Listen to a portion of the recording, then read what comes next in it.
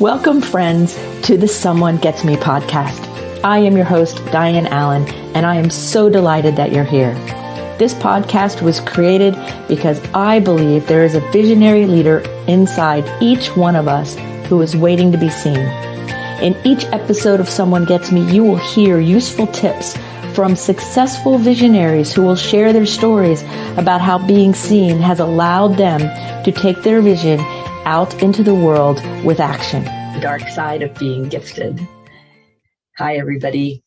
This episode is a bit different. It's a casual conversation between myself and my very good friend, Michelle Royal. We are both women business owners who are intensely sensitive, meaning we're highly spiritually tuned in and we have a lot of overexcitabilities. And so I asked Michelle about recording a conversation that's representative of many of our conversations about our life's journey, about the dark side of being gifted, about the depression, anxiety, and some of the things we've had to overcome to get where we are and that we still work through. So I hope you enjoy this casual conversation and let us know what you think about it. You'll see Michelle's information in the show notes, and I hope you enjoy, but most importantly, I hope you're inspired by our conversation. Cool. So you got to see the card that I pulled for us. Okay. Ooh, oh, the Seven of Cups. Isn't he great? This is a card deck I used for light seers. And listen to what it says. It's so us. It's hysterical. My wildest imagination is a tool that I can use to inform my future in a down-to-earth way. I love it. Isn't that great? When you daydream your way into the future, the options that you have in front of you can feel both under and overwhelming. And then it goes on. But that's like so us, right? Like overwhelming, underwhelming, like sound. Mm-hmm. We were just talking about that, like how loud headphones can be and light and all that. So I just think it's funny. So I just had to pull that card because every once in a while I just pull them for fun and see. And that fits for you, the innovation person. It does. Yeah. And I, growing up, I got used to being in the world and absorbing a lot and not really reacting or responding to it. So I kind of had a shutdown mode through a lot of my life. And in the last, I would say probably the last 10 years, I've really been very conscious about trying to open up and not just be aware, also validate the experiences that I'm having. And in preparing for our session, it's like sound and light specifically I'm really, really sensitive to. And yet sometimes I really love being in super loud crowds. Like if I'm conscious about it, I love going to totally foreign experiences, completely new experiences. Yeah. And then I almost act in my daily life where I'm doing the work that I do, which is really intense and big thinking. My off time has to be very quiet. I like music, but I don't like talking sounds, big, loud talking sounds in my space. And so light and sound become the sensitivities, and I have to be able to calibrate those. And I just am finishing up my house. And one of the things I had to have was noise reduction in every single room. So I got the maximum amount of what's that stuff called? Insulation, yeah. Noise canceling insulation. And then also the dimmers on the light switch I had to have in very specific rooms so that I could calibrate how I'm experiencing the world. And so now I don't shut it down. I'm aware of it because that's just one of the ways of caring for this soul and this body. What am I going to do? It's just the way I was made. Right. It's like, and it was made perfect because it's funny you mentioned the dimmers because I've been walking around in my new house going, some rooms I need like more light, like this office for it. Yeah. It's the overhead light makes everything look brown, and it's not bright enough when I'm working. It's more of like, I can't read in here or anything without tons of extra light on. And I'm like, so I had to get a different light in here. But then another room, I had to get a dimmer because it was too bright all the time if I turned it on in the dark. Like, and every room has to have its own like kind of vibe. And one of my friends was like, that's like really funny. I said, well, that's what it's like when you live in these highly and intense, sensitive bodies that we have. Like, and she goes, I just don't know what it would be like to live in one of those. Right. Oftentimes I get told, I have a few mentors in my life that have been with me for a long time. And every time we do a check-in, whether it's once a week or every couple weeks, we realize some of the chaos or the experiences I was having, I was creating. And some of it is just the natural way of my intensities manifest. It's a both and there's just a it's like it would, but the constant response that I get is it would be exhausting for me to be in your life for a day. So I process things really quickly. I accelerate both the absorption and then the learning from specific experiences. And, if I'm able to, I'll work, do a little bit of personal development, and I'll sleep. I don't have children or a family right now, so I'm able to do that. I'm able to care for myself in that way. But yeah, it's a beautiful thing to care for this being. Well, and it's so funny because we have to care for ourselves so differently than so many other people. Like it's a different rhythm, and the rhythm changes. And like some days I'll sleep 12 hours, and other days I'll sleep 4 hours, and then other days I'll need a nap because of whatever. And it's all totally fine when you stay in the rhythm. But then if the schedule gets in the way, it gets a little tricky. Like it's like, hold on, I don't know. Well, I remember one time going through, because it's a very popular therapy right now. And I know you and I were hoping today to talk about, so before I go into my topic, we're talking about kind of the difficulties and the dark side of being gifted.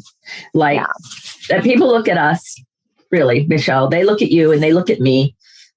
And especially when they see us together and they go, oh, I want to be like that. I wish I could think like you. I wish I had that innovation ability. I wish I had that intuition. I want to be like you. But then when they get close to us, we get the response like you get from your mentors, like it's exhausting to be in that world. And I wanted to have this conversation with you about this darker side because it can be romanticized or judged as you're being all elitist because you think you're better than everyone else, when neither of those are true. And I'm like, when you live it and it's really part of your everyday existence, and we have to care for ourselves on all these levels, that there's more to it than what the outside world sees. So that's what I wanted to talk about with you, is like, we have a different reality, and it's not always rainbows and prettiness and flowers. It's not that all the time. It is sometimes, but not all the time. Yeah. So I was sort of pick up on that. Years and years and years ago, I was going through a very intense time. So you and I both have psychology backgrounds. We know that there's 5 major areas of life. There's that have to do with your belief systems and how you're formed. There's your religion, your family life, your career, your orientation or your belief around your whole sense as a being, and then your physical health.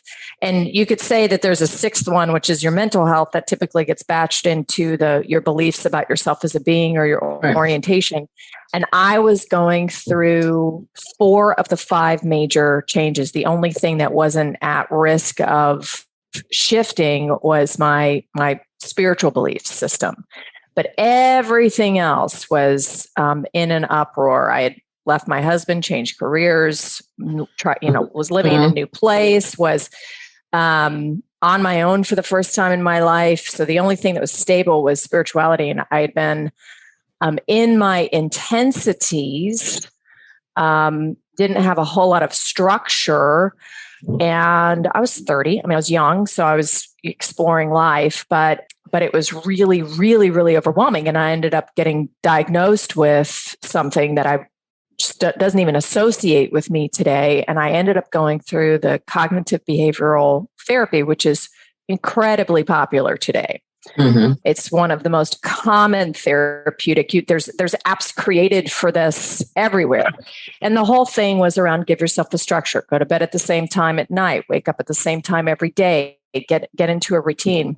And although those things can be good, I believe also that routine for someone who is gifted, sensitive, and talented and has intensities looks very different from a routine for someone who has none of that, right?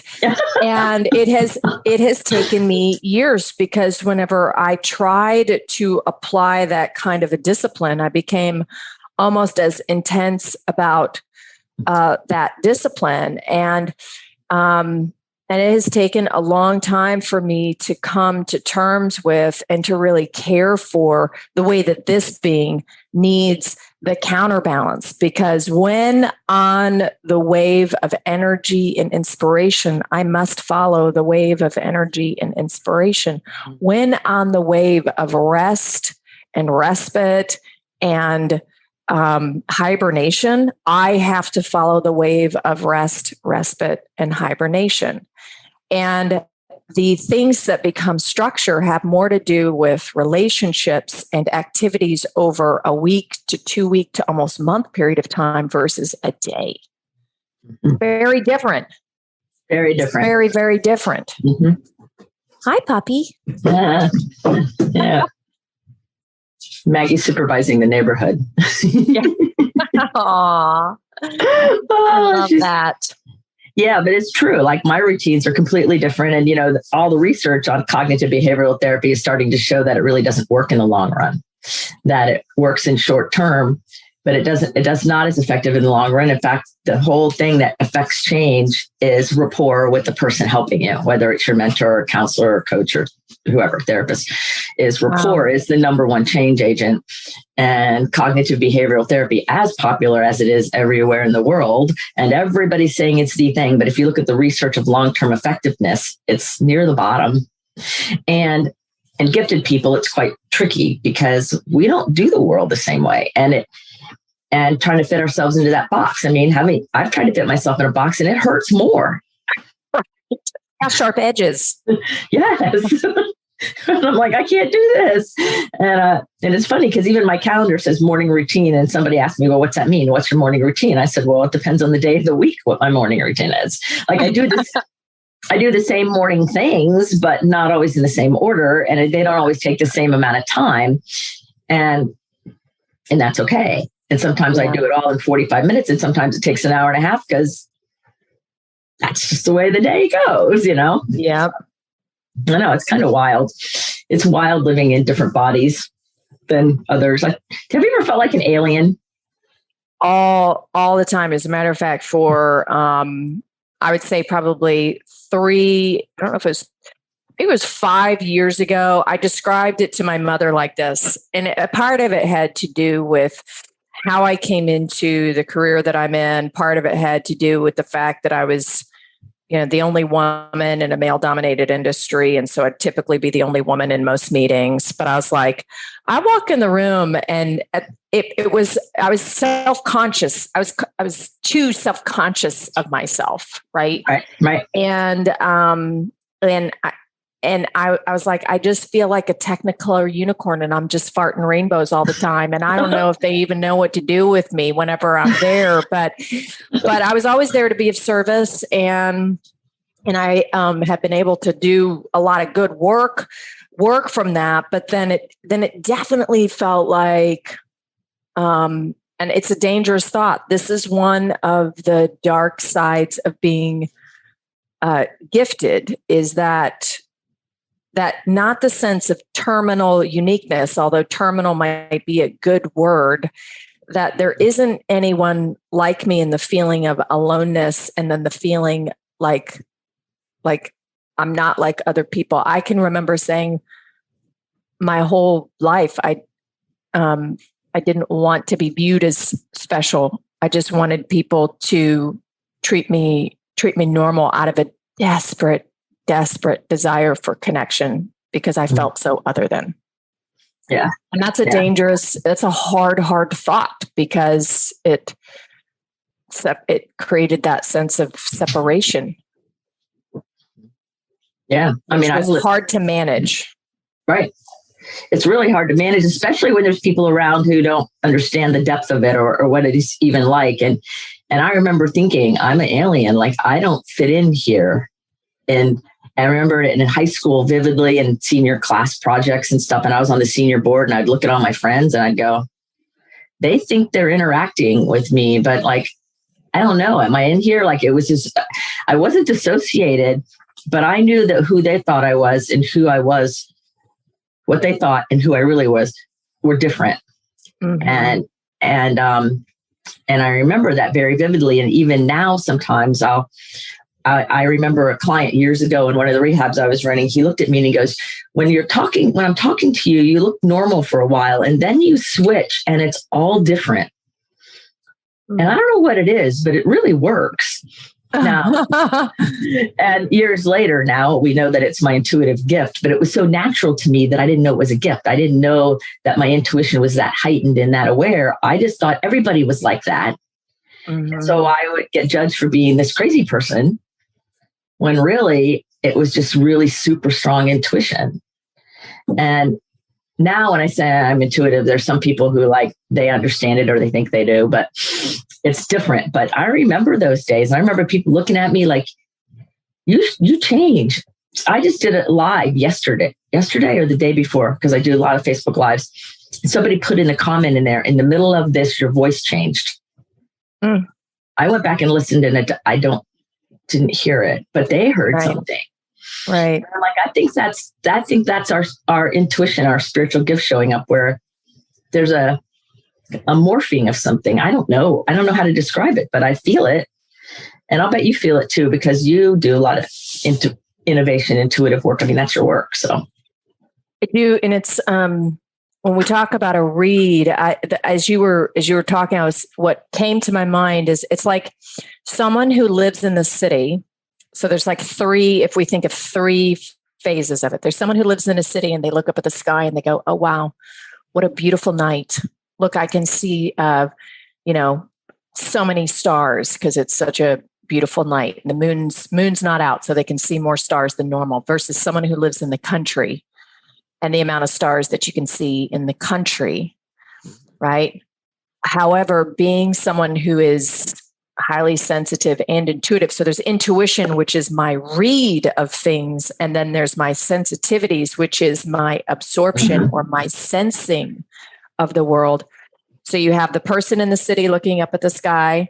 You have the person in the country looking up at the sky. And if you know the difference, it's exponential. You see exponentially more stars. But then you have a satellite picture of the Milky Way. Right. And someone who is sensitive, when we talk about, there's some, in the NLP world or the neuro-linguistic programming world, or in the world of brain science or neuroscience, they talk about, we receive 60,000 pieces of information a day, or 80,000 thoughts throughout the day, or we get in millions and millions of data points. Someone who is highly sensitive is not able to put as many denial or blockers up. It takes that is incredible effort. I spent most of my life in that effort, and it nearly killed me. Yeah. And finding a way to safely open the aperture, because I actually can see the Milky Way. Yeah. Right. And I can hear it and I can feel it. Right. And I'll give an example through sound. I'm staying at a house while my house is getting done. It's on the beach, and my neighbors like to have a party. And everyone, whenever I tell them that the music is playing so loud, they say, just put earplugs in. And I said, I don't think y'all understand. I can feel it. When I was a child and we would share a hotel room with my parents and my father would be snoring, I would have to take an entire set of blankets and pillows, go under the sink in the bathroom, shut the door, surround myself because I could feel, my body could feel the sound. Yeah. And that level of sensitivity means that I am more attuned to a lot of different pieces of information that other people are able to just shut out without a problem. And that is a gift, right? It is a gift. And there's a dark side to it because unmanaged or uncared for, that probably would drive a lot of people a little cuckoo, which, they wouldn't be able to handle it. And I am a person of this world and I serve a lot of individuals. And so it's been very helpful to learn how to handle it. But that is not it's not a fun experience. I don't always feel like a fun person. Right. It's not always fun. I don't think it is. I think about that and I go, it's categorically different. And yes.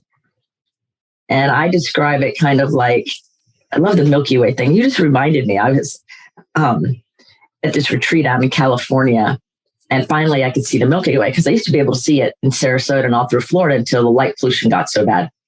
And so I hadn't seen it in a while, and I love the Milky Way, and I love the moon. I love stars in general, the night sky, and at night, one of the nights there were forest fires nearby. So for most of the nights, it was kind of smoky. But this one night, it was really clear and you could see the Milky Way beautifully. And I was like, I was like connected. And one of the other gentlemen at the retreat came over and he goes, "What are you looking at?" I said, "The Milky Way." He goes, "Where? Where is it?" And it was like huge. I go, "Right there. That's the Milky Way." And he started weeping because he goes, "I've lived in Los Angeles my whole life and I always wanted to get to see the Milky Way." And he was like in his late 60s. He was so happy that he got to see it. And I had a moment of that deep appreciation of things that I'm just so connected to. And I was glad I let myself stop and be connected so that I could show him, but I didn't even know he was ever trying to see the Milky Way. And it's just, the volume inside can be so high. It can be really high. And you remind me of, like, just what's popping into my head, because my head, we go 500 different places, but I was thinking about the pain and discomfort of being able to see and experience, and most of it's nonverbal, right? So we're talking about sounds, smells. I can smell things that most people can't smell. I can smell if someone's washing machine has the tiniest amount of mold growth behind the machine itself, and it gets, I cannot dry my body off with anything that is not a pristine, clean. It's just it's a thing. I can smell it on my body the entire day. And some of this could be neuroscientifically, I could potentially rewire it. And yet when we're talking about the sensitivities, these are my senses are more intense. So when I see things very clearly, because you and I have both made a career, your vision's applied, my innovation work, we both made a career of seeing what no one else sees.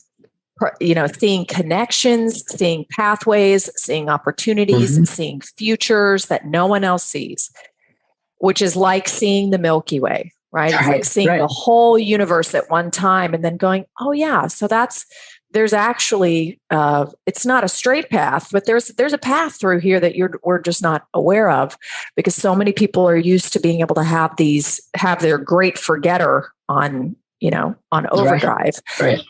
And there is pain, just like that gentleman who never saw the Milky Way until he's 60. There's pain. There's that painful point between what I see and my body's verbal ability to communicate that to other people.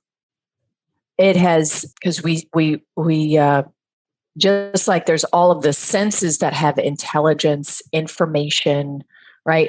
there's also, we stand so much on the verbal communication, and yet we know 80% of communication is physical in our body and tone, not even the words that we say.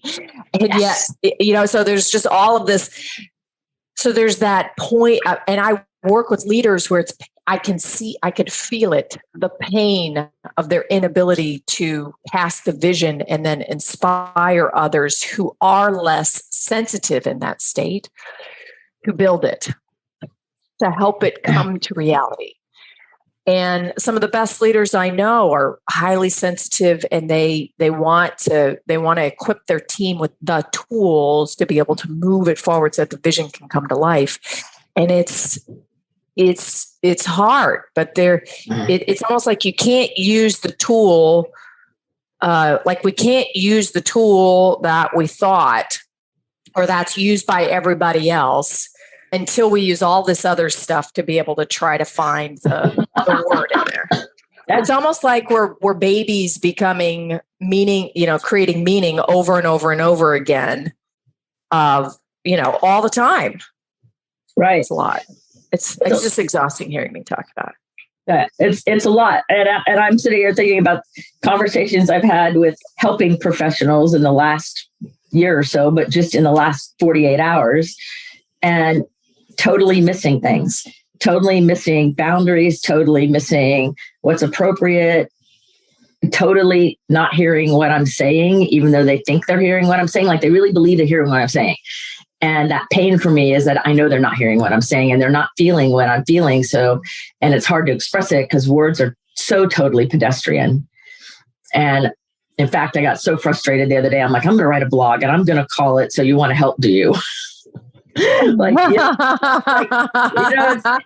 like, no, I'm not going to really do that. But I really want to say that because it's like, all right, everybody, listen with more than just your ears, because what you think you're hearing may not be it. It might be more. And I always look for the more. You do too. But it's like, just like when I called you the other day, I said, Michelle, I knew that only you would be able to help me with that business thing.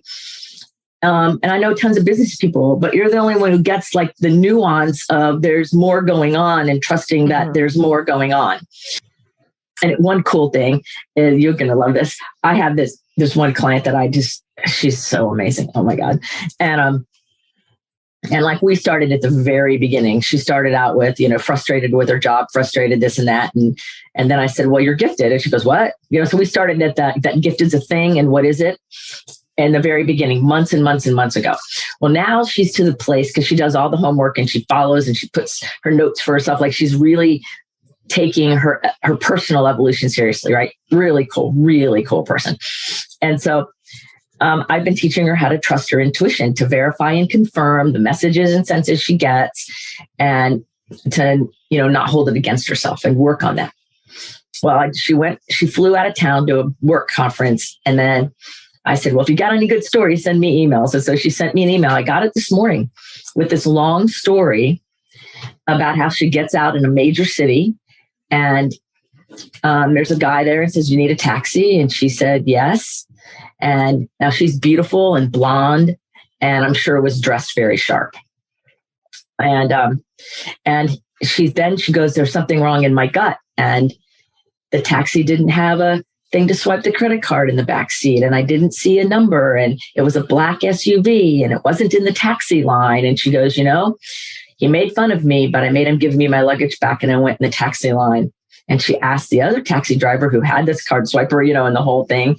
And they go, oh yes, those people rip off. It's a dangerous thing. And she could sense the danger and trusted herself and made the change midstream versus talking herself out of it and potentially putting herself in harm. So she thanked me for helping her keep her safe by teaching her to trust her deep sense of safety and intuition.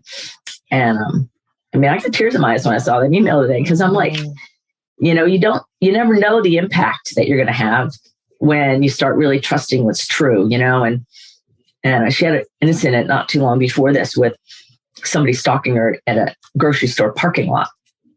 And similar thing, her gut went off and she got around it and got out of it. And I said, you trusting yourself helped you not be harmed, right? In some manner. She goes, yeah, I really feel that. I go, yeah. I said, so there's that dark side, because before we started working together, and even in the beginning, it was driving her crazy. She was having panic attacks, anxiety attacks, not sleeping. That's why she called me. Difficulty in her relationships at work. And she has a real high profile, really highly mentally challenging job. Lots of difficulties. And now everything's flowing, but that her beautiful sensitivities. I mean, she's beautiful. Her soul is beautiful. And yet trying to fit into this world that didn't understand her sensitivities was harming her. And now she's thriving. And I'm just so grateful that she's learning, because I never like to see people suffer. Well, it brings up an interesting component. Empathy is a huge part of my business practice. I can't remember a time in my life where I did not have empathy, where my heart was full, where I was, always thinking of someone else. Some of it was born into me because of the nature of my family. And then also when my sister was born and I was 5 and I was the oldest daughter, I had 2 older brothers, but the oldest daughter. And so there was a lot of responsibility, put on me to look after her. Mm-hmm. And there's a lot of empathy in that experience. And if we ever got in trouble, I was always the one to reflect on my own responsibility and empathy, etc. There's also, though, the truth of, for me, I was always very creative. I was always very intelligent. I was actually really shy as a child. But the pain of when going through life, because it's just been in the last year of working with you in this way that I've understood my gifted, talented, intense nature and really started to respect it. But the years of growing up and the pain that I felt from the feeling of separation, the feeling of otherness, the feeling of differentness, not knowing how to manage my emotions within all of those experiences, my only source of management was really a complete shut-off valve. So not even having any kind of a range. It was either on or off. Right. Yeah. And when it was on, it was overwhelming and I'd fall apart. And when it was off, I could manage. So I turned it off for a long time. And when I say a long time, it means that I would depend on my capacity for the acceptable capacity of intelligence or the acceptable capacity of health. But I did not find an acceptable capacity truly for my creativity except through intelligence. Right. And it just it's taken a long time for me to find because that was incredibly, like, that sense of otherness is so incredibly painful. And I love that you talked about at the very, very beginning around the importance of relationship, and that it is the relationship that really makes it manageable. My team this week said, and my team being my salesperson and my CEO said, yeah, we finally get the Michelle code. And we believe that we can finally represent her in the not the best way possible, but they were having a hard time. They would experience it and they didn't have it. They would experience me and my work and they couldn't translate it. And then they now finally, they've worked for almost, it'll be 2 years in January. They've worked for 2 years, incredibly, incredibly hard to translate this experience of working with me and to be able to tell other people about it. And with all of the heart and soul and creativity that I bring to it. And that was amazing. So the core relationships that you have around you that help to not just protect, but cultivate and nurture these intensities. I mean, I'm 46 years old, Dianne, and I just now have it where someone's not trying to control me. fix me or change me. It's the opposite. They're trying to hold space for, create more opportunity, and bring to life. I mean, that's a totally different book. Totally different. That I'm Totally playing different. Totally different. Yeah. We know the pain. That's my point. We know the pain, and Right. we know the power of being able to connect to that infinite source, and to not be overwhelmed by it, and then move forward with it. Right. Yeah, because belonging is so important, and being heard is so important, right? And I mean, I can't even tell you how many marketing type salespeople have come to me and said, "We have no idea how to say what you do." Right. And it started way before I even knew that what I was doing was any different. Initially, I was like one of those naive people, like, everybody's like this, and I don't really understand why they're not using it. And then I realized one day, no, that's not the case. But people look at me and they go, we don't know how to translate this out into the world. And I'm like, well, okay. It used to kind of hurt my feelings a lot, and I felt so different, and I felt alienated. Right. And I overheard bosses in different places I worked going, I have this person who can just fix everything, and she just knows things. And I'm like, who are they talking about? And then I had people make up stories about what I could do in order to kind of use my skill behind my back, and get me to do things, and I'm like, no, I'm not doing that. And so it's been a real rough ride on and off with being heard and validated and feel like you belong somewhere, when most people look like confused dogs sometimes when they were talking to me. Just now in my life, really, there's more and more people who are getting it. I don't know if it's because of culture's waking up more, or I'm just around people who've evolved more too. I don't really know why, but. Or you created a podcast called Someone Gets Me, and people are like, wait a second, I totally get that. Right. Finally. Yeah. Maybe finally that's part of it, is I finally started talking about it in a real way. It's crazy. Like, somebody put a thing out on a Facebook group, and I never answer those, like I know what to do kind of thing. But I had this intuition to say something. So she messaged me, and then we talked on the phone yesterday, and I said, so you're gifted and you have all these overexcitabilities, and you're looking for a diagnosis. Well, what if I'm here to tell you that there's nothing wrong with you? Mm-hmm. It's how do you manage those things? And she was like, thank you for saying that. I was going to be in gifted program when I was younger, and my mother didn't want me to have that different experience. So I was told that nobody likes a smarty pants, especially in a girl. And she was telling me all these things. And I'm like, thank you, God, that I followed my intuition and said something, because I never do. But I just knew I needed to. I'm getting goosebumps now. Mm-hmm. And that brought me joy. But it also, I can remember my pain, my feeling like that. And I know which poor lady's going through, even though I've never seen her. I don't need to. When we're talking on the phone, it's like, oh, I totally get it. So there's great relief when we finally have somebody who gets us. Mm-hmm. There is. Crazy. It's crazy. Mm-hmm. Then there's that whole depression and anxiety that come together that work our bodies too. Well, and I want to thank you for also, it was a year ago when we started the conversation around, because I haven't read every book. It's not that I've done everything. I sought out a lot of therapies just because I enjoyed having an experience where someone could either in reality or pretend that they could understand me. I have no idea whether or not it was true, but it was helpful. I needed a quiet place that I could validate my reality. So I did that for a lot of years. But I've gone through so many different kinds of treatments and programs and events, and I lost my train of thought, but it'll come back. It's a short track. But no, you last year when the pandemic was happening and so much of the world was changing, and my business was really struggling, and I started having a true, deep and meaningful identity crisis. And I called and talked to you about being depressed, and you said, do you remember what you said? I remember a lot of things I've said to you, but I'm not remembering exactly what you're referring to.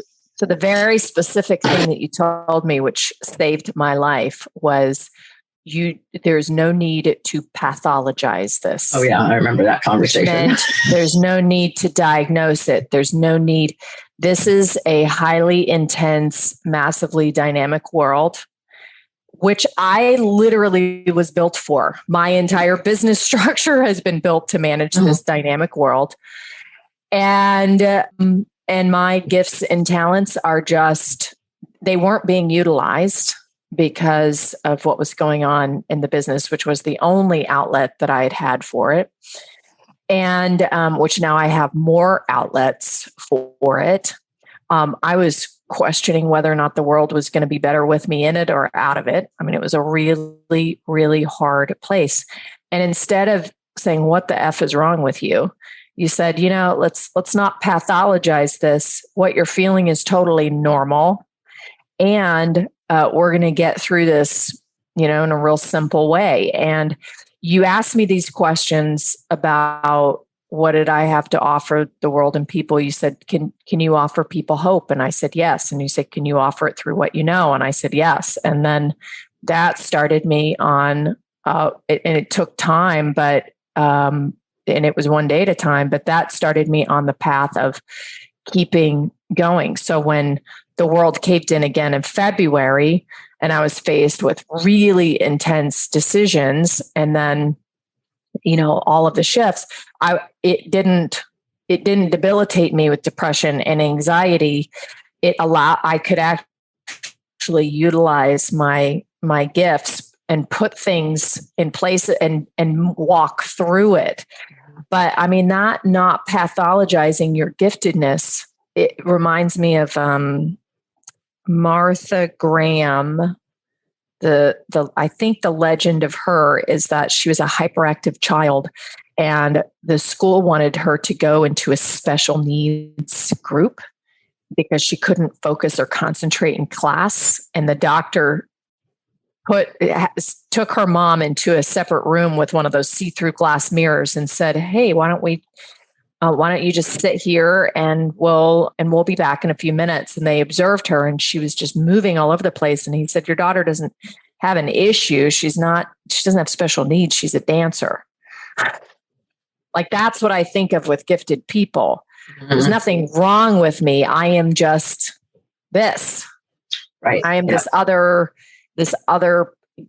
I provide this other experience. And in the world that I live in, with a lot of technology, a lot of strategic decisions, a lot of complexity, I am the human-centered, highly sensitive map maker for opportunities.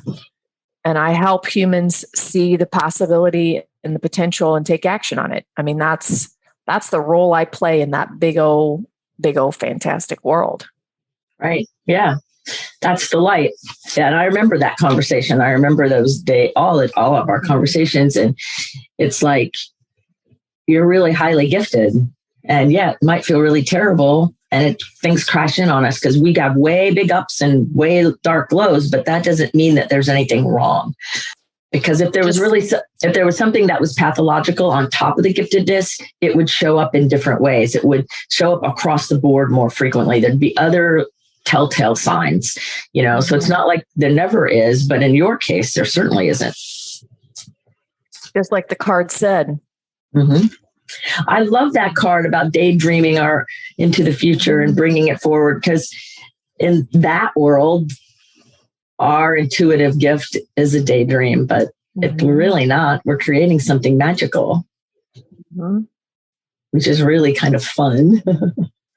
Very, very fun. So before we turn off the recording, because we'll probably keep talking, but one of the things I wanted to kind of talk about a little bit is when we flip the dark side of being gifted on its head and kind of use the energy for our good or our forward movement, our evolution, rather than to take us down. Because so many gifted people kill themselves or get high and drunk, and we never hear from them again, or they fry their brain because they just can't take the pain, like you've said. And that's true. So if we were going to flip that energy on its head and look at it from the other side and start to say, hold on a second, what can we do to Like, I just kind of see us like maybe Joan of Arc or somebody, like standing the staff in the ground. This is my spot. I'm here for a reason, and get out of my way. Not in a mean way, and in a spiritually sound manner. Like, here is my presence. This is what I'm about, or something like that. That's kind of what I imagine. But what do you imagine when we turn the dark side on its head? Like, I mean, there has to be hope in it somewhere, or joy in it somewhere, or we both still wouldn't be alive on planet Earth today. Mm-hmm. Mm-hmm. Yeah. What comes through my heart? What comes through my heart? What comes through my heart is a few experiences that I've had in my life that were very painful, where I tried to be like everybody else, and it made everything worse for me.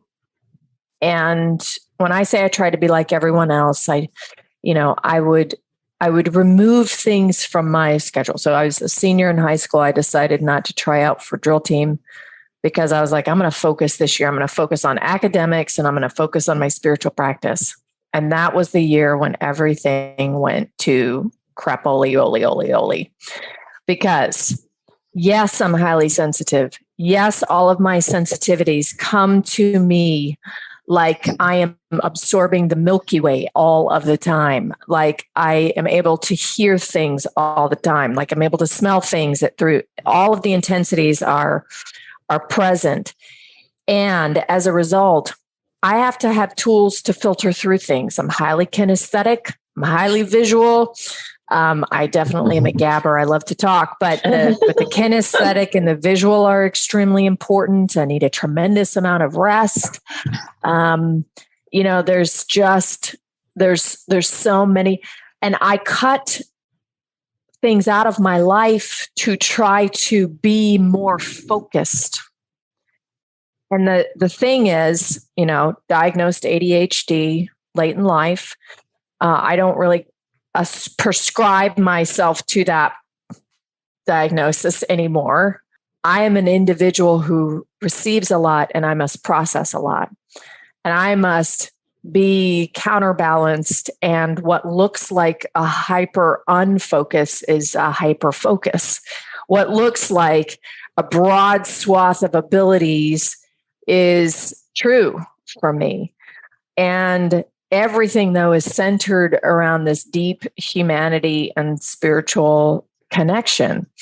So when I shine a light on and try not to act like other people, when I really listen to the beat of my own drum, it's not even beat my own drum. When I listen to the beat of my own drum, when I listen to my heart, and I follow my heart, which for me is even sometimes more important than my gut. That's the daydream. Oh my gosh, it is so much fun.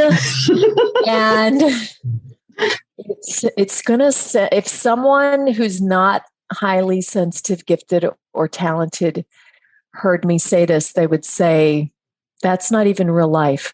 Not only is it more fun, but I literally get to write the rules. Yes. Because the rules don't exist. We create new rules. We understand the spirit of laws. We know how to dance in the chaos. Because it's not chaos, it's fractal energy that's out in the universe that lives within each of us. I mean, it's such a beautiful experience. It's like the movie It's a Beautiful Life. Remember that one? Yes. Oh, yes. So beautiful.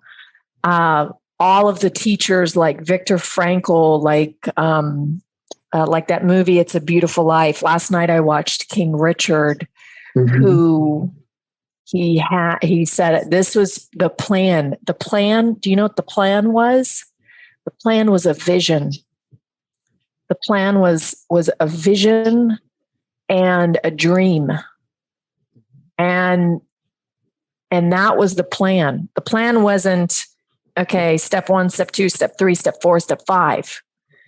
With highly gifted and talented people, the plan was a dream, but and that literally is the one thing that's we get, I call it like it knocked ideas that knock on the door of our heart, because they propel us forward differently than any thought ever could. Mm-hmm. And I, for the first time, Dianne, am excited about my work, about my life. I'm more excited today. I'm having more fun today than I ever have. And definitely more so than I have in the last 4 years. I mean, It's incredible, but the dream hasn't changed. Mm-hmm. The thing that knocked on the door of my heart hasn't changed, but I have. Right. Yeah. That's beautiful. Because it's true. Like I tell everybody when they say something about reinventing yourself, I'm like, we can't reinvent what's been invented. That the heart is the same. The calling is the same. It's how are we bringing it out that changes? Iteration changes as we evolve and grow. But the dream is always the same. What we do with it shifts. Yeah. And that's why people go, oh, you reinvented yourself. I said, no, it's always been this way. It just looks different based on whatever's going on in the moment, Yeah. And that's beautiful. That's beautiful. I was asked a question for a more formalized podcast a few months ago, and it was for entrepreneurs and startups. And one of the questions was, what are you most proud of starting? And my instant response was myself every single day. Mm-hmm. Every single day. Getting this body, mind, and heart moving forward, regardless of what expression or functional work or non-functional work I'm doing or experience I'm having, is still the thing that I'm most proud of starting every single day. And I believe that only those who have explored the dark side of the light seekers really understand that. I think more people understood it after going through the pandemic. With all of the challenges, I think that there's a lot to be offered by people who have such intensities and know how to manage them. There's a lot of hope that we can bring to the world on just how to cultivate the sense of safety, the sense of comfort, the sense of relationship that's needed. We experience deeply, so we feel deeply. It's a beautiful thing. It's a great gift. Mm-hmm. Yeah. I've said it recently many times. I think that the intense, sensitive people are here to bring the change forward, that we have the capacity to see things multifaceted and feel things on such a deep level that there's a unique gift within that, even when it's difficult, and that it's still beautiful. Like you can be joyful and beautiful and difficult and messy all at the same time, and not be in a pathological situation. Right. Exactly. Be all of those things, and it's not a sickness. It's a form of beauty. Yeah. I was you talked about feeling like an alien. I think probably one of the phrases that came through my head a lot over my lifetime has been, I just felt crazy. And really I felt other than. Yes. I felt other than other people. And I love, there's a great book by Adam Stelzner called The Right Kind of Crazy. That's good. I believe that's what we're talking about, which is creating new worlds, being in new worlds. And when I get out of bed in the day and every day, and I start myself every day, it is still with the energy. Purpose can be a powerful energy producer, and almost like almost nuclear, right? Mm-hmm. Where it's just generating over and over again. And I've told people that I used to get very prescriptive, which is almost the same as pathologizing in my mind. But I used to get very prescriptive with how the vision of my calling was to come about. And then I realized I could work with a single client that serves 1 million people, and I am in service to 1 million people. Yes. I can expand my purpose through the ripple effect. I can touch one life and make an impact on 1 billion people. I can. And that, I think, helped me. What I feel in my body is that helped me relieve the pressure. And it also helped me call in the sensitivities as I need them in any given moment by using breath, grounding, some conversational reflective feedback throughout the process. All of those things help so that I could both expand my own ability to affect my purpose through action and receive the care that I need. I used to think I wanted a huge company. I now realize that small is really much better for me, and we can still make the same impact that I would if, as a matter of fact, if I tried to build a huge company. The universe always responded differently. And so I'm like, maybe small but mighty is my unique blueprint for the way the purpose becomes effective. Well, and also a small how, like, it doesn't have to have a lot of people to be big. Yeah. And so we're in a society that tells us it's a small company if it's less than 100 or less than 200 or less than 500 or whatever the number is, people. Well, I don't know. I think a small company, I don't care how many people are involved, the small or big in my world, has to do with impact. And I've been saying my whole life, and I'm so glad to hear you say this, it's a numbers game. So if somebody I help then turns around and another 100 people or 1,000 people or 1 billion people are impacted by that ripple effect, then in fact, my presence is mighty.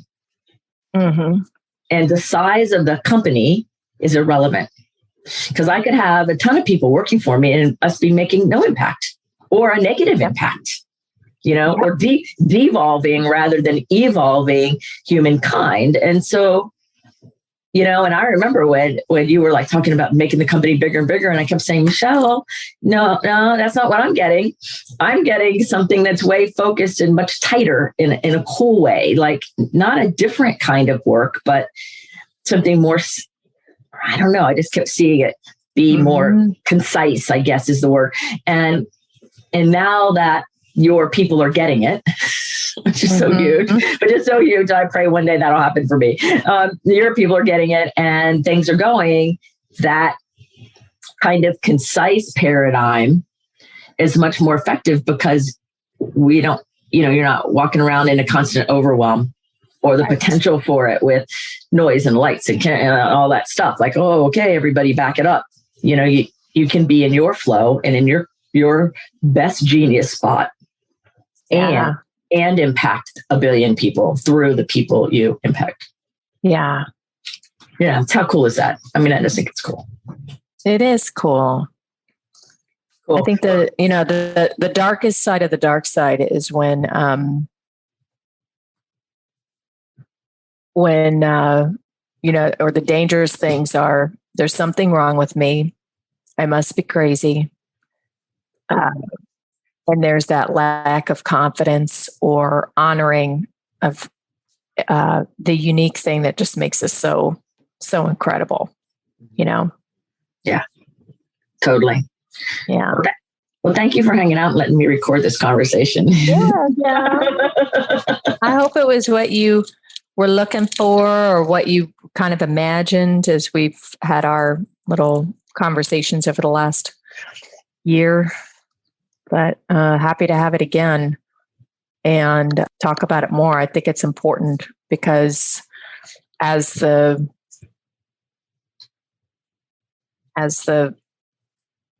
media gets more complex, I would say, as the outside voices get more complex and the reflections more untrustworthy to some extent in that space, I think it's important to have real conversations about what it's like and the possibilities. Yes. Of like being you said, highly sensitive. Real conversations. Yeah. Right. So everybody, you've been listening to Michelle Royal, my really good friend. And so we've been having these conversations. So she gave me permission to record all this and knowingly having a conversation about this dark side of being gifted. And we both live in the joy of it as well. Yeah. So until the next episode of this wild podcast, I hope you enjoyed this conversation, and make sure that you check the show notes and let Michelle know you heard her here, and let me know you heard Michelle here. And if you have any questions, we're happy to answer them, and we love dialogue. So have a good one, and don't forget, until the next episode of Someone Gets Me, be well. Thank you for listening. I trust you gained some valuable inspiration and information. Please join me and other visionaries in the Someone Gets Me Facebook group. Or for more information on my services and additional episodes, visit someonegetsme.com. Again, thanks for listening.